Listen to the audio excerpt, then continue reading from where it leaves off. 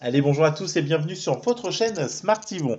Aujourd'hui, on se retrouve avec mon coup de cœur. J'ai l'impression, allez, je viens juste de le déballer et je pense que je vais avoir un petit faible pour lui. On se retrouve avec le Vivo V21 5G, 8 Go de RAM, 128 Go de stockage. On fait sa prise en main avant le test et on va déjà voir là, voilà, sur la prise en main ce que j'en pense, mais je suis tout émoustillé. Allez, on se retrouve tout de suite après le générique. Ne bouge pas, générique, c'est parti, c'est maintenant.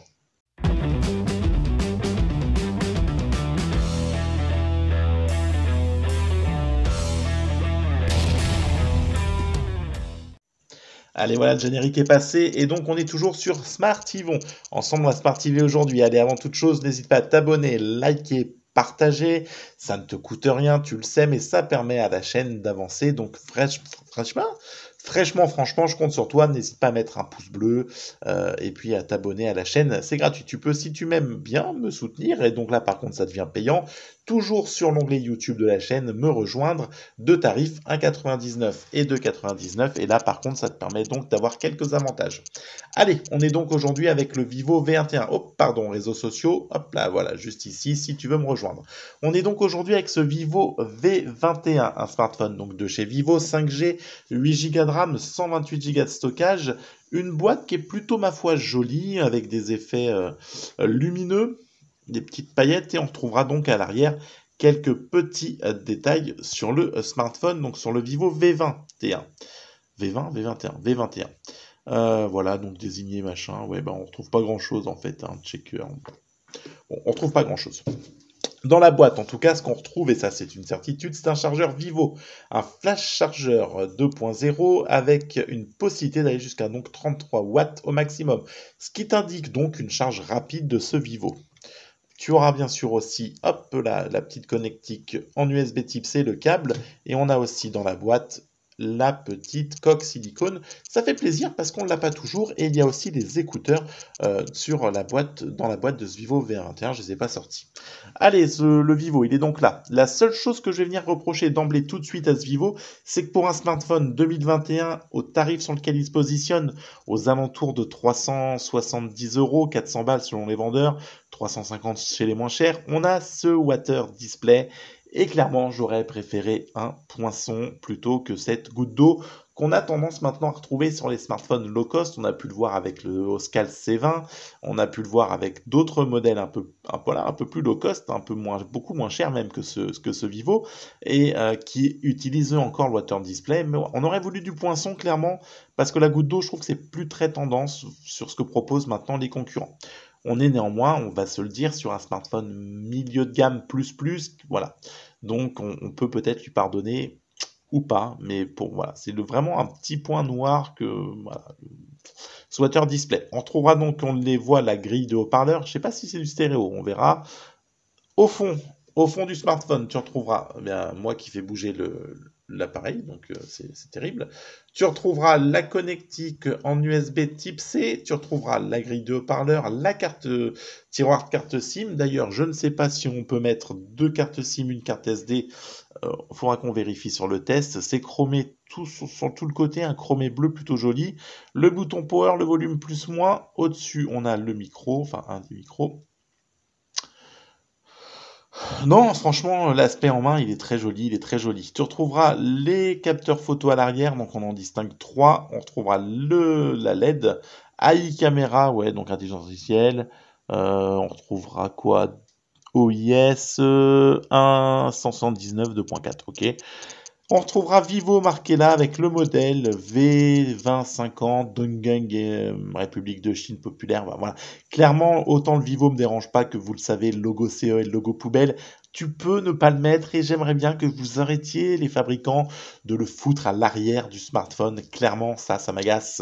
Je trouve que ça vient polluer le truc. Alors, il y a des vendeurs chinois qui le font pas, il y a des marques chinoises qui le font pas, mais nous, ils le font. Alors, bon, voilà, ok, why not? La prise en main est très bonne. Clairement, quand tu l'as en main, le smartphone, il est juste fin, il est juste léger. C'est vraiment un coup de cœur.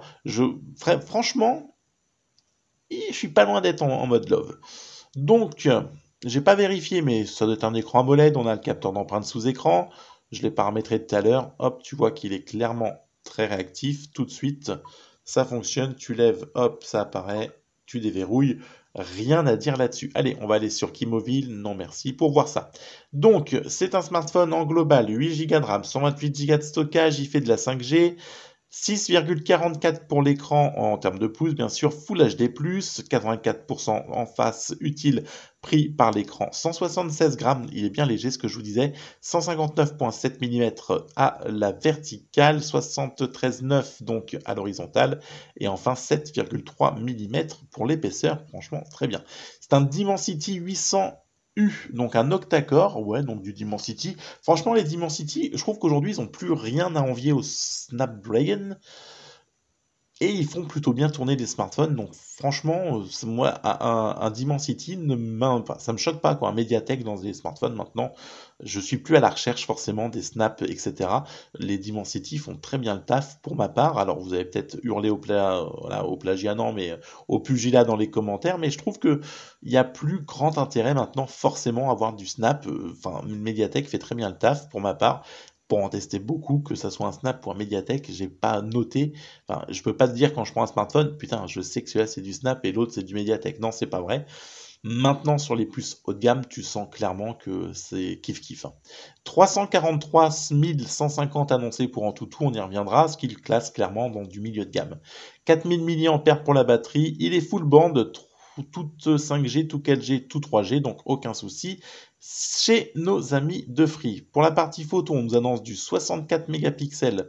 J'ai pas les références fabricants, donc tout est en inconnu. 64 mégapixels, 8 mégapixels pour le grand angle, 2 pour l'objectif macro, d'accord. Et la partie selfie, on est sur du 44 mégapixels. Clairement, avec ce smartphone, Vivo vise les TikTokers, les vlogueurs, tous les créateurs d'images parce qu'ils ont intégré dans ce smartphone quelques petites particularités à leur attention, mais on le développera dans le test. Par exemple, sur la partie selfie, tu auras une double LED flash pour faire les photos. Tu auras une LED là qui te permettent de t'éclairer plus quand tu fais du selfie. Donc, voilà, il est vraiment conçu et pensé pour les vlogueurs et les TikTokers, donc on verra si néanmoins il peut convenir un peu à tout le monde. Après, avec le score en tutu qu'il fait, je ne pense pas qu'on ne puisse pas jouer avec, loin de là, je pense. Je raconte un peu, je suis en freestyle, hein, je vous dis tout et n'importe quoi en ce moment, donc voilà, je pense qu'il conviendra à tout le monde, mais il a quand même cette particularité d'être un petit peu plus axé voilà, sur la communauté créateur de contenu. Le smartphone est franchement très joli. On le fait plus d'habitude, mais j'ai envie de faire une photo.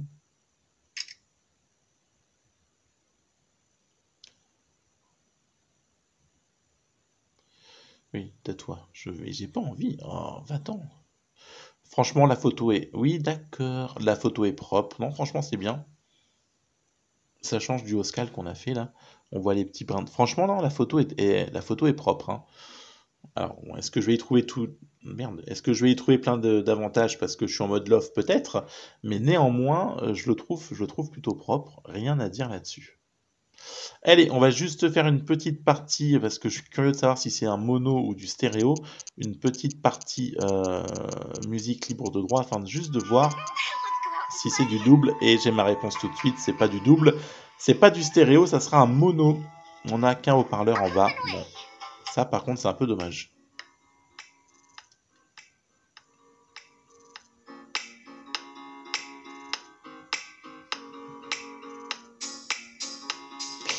Ouais, je regrette Maintenant, je me suis habitué au stéréo et je regrette là qu'on n'ait plus qu'on ait qu'un mono là.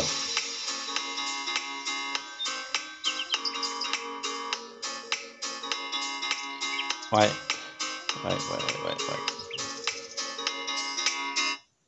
Ouais, je regrette qu'on ait qu'un haut-parleur mono et qu'on n'ait pas du stéréo. L'Infinix Note 10, par exemple, le Note 10 Pro propose du stéréo et clairement, tu sens, partie son, tu vois tout de suite la différence. Voilà, là c'est un petit peu fade, ça manque de stéréo, hein, on va pas se mentir. C'est dommage, ils auraient pu faire un effort là-dessus. Bon, est-ce que néanmoins ça pourrait être compensé par le reste des particularités de ce smartphone? On le verra ensemble dans son test qui arrive très prochainement. D'ici là, n'hésitez pas, je le répète, à vous abonner, liker, partager et on se retrouve très vite avec le test de ce Vivo V21. À très vite, merci à vous. Et on se retrouve très vite. Ça fait 3 fois que je le dis pour ceux qui sont restés jusqu'au bout de cette vidéo. Allez, ciao, bye bye, prenez soin de vous.